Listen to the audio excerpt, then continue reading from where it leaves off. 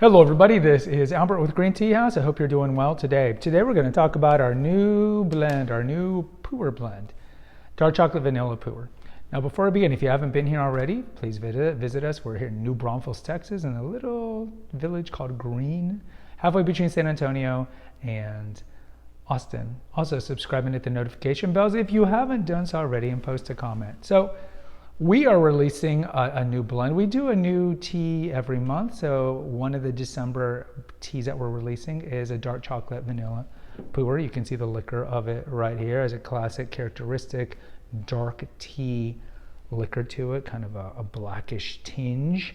Now, one quick review. There's 6 categories or families that come from Camellia sinensis, the tea plant, and pu'er comes from a category called dark tea. Pu'er is probably the most famous of the dark teas. It's named after a village in southwest, well, it's not even a village, it's a large city now, in southwest China.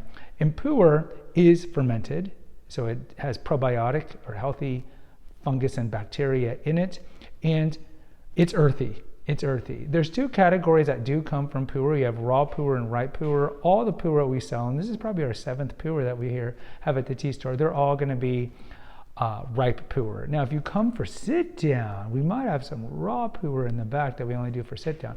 But the teas that we sell are ripe pu'er. Why? Because ripe pu'er, I think, fairly unfairly, is characterized as having a better taste. And it's kind of seen as, when people come to the store, I tell them, when I go through the table, how pu'er kind of, if you like high percentage dark chocolate, you might like pu'ers because it's very earthy. So let's make a blend that has chocolate in it. So in this blend, we're going to add cocoa nibs. Now, cocoa nibs, if you're not familiar, it's cacao nibs actually.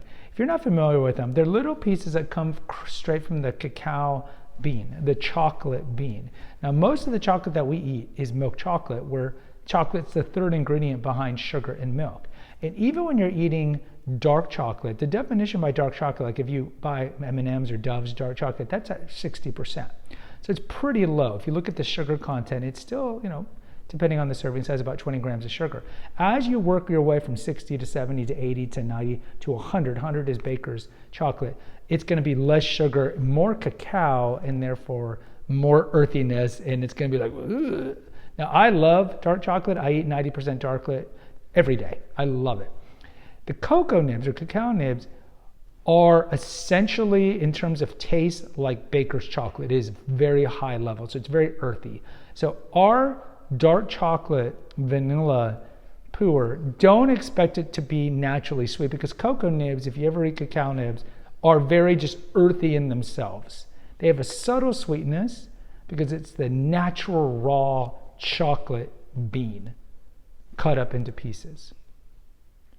And then we throw in a hint of vanilla extract to give it a subtle sweetness. It's very light in it, because I don't think pu'er is necessarily meant to be sweet. But I add a little vanilla to it, just to have like a subtle sweetness to it. So dark chocolate vanilla pu'er, you look at the cacao nibs, chocolate is a superfood in terms of the amount of antioxidants. It is truly a superfood. It's got a lot of fiber in it. It's got a lot of healthy fats in it. It's got a good source of protein. It is a superfood. So I really recommend you do actually eat high percentage dark chocolate every day. Not too much, but because it is high in calories, but it is the healthy calories and the healthy fat that's in it. But you should eat some every day. So we're combining that superfood with essentially a super drink. Camellia sinensis is the healthiest beverage on the planet. And in particular, the pu'er category, the fermented category, is really great for your microbiome.